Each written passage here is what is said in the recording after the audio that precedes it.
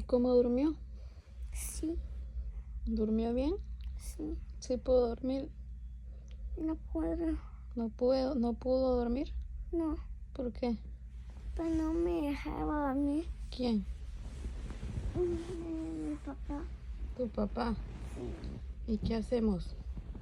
¿Y sabes qué se me va a hacer? Tirarlo. ¿Tirarlo? Sí, ¿A dónde? ahí, por abajo de la cama. Abajo en la cama lo tiramos.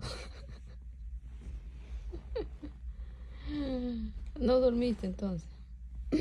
No, ¿Pero y cómo dijiste primero? ¿Que había que tirarlo a dónde? allí. No dijiste que a la calle. No,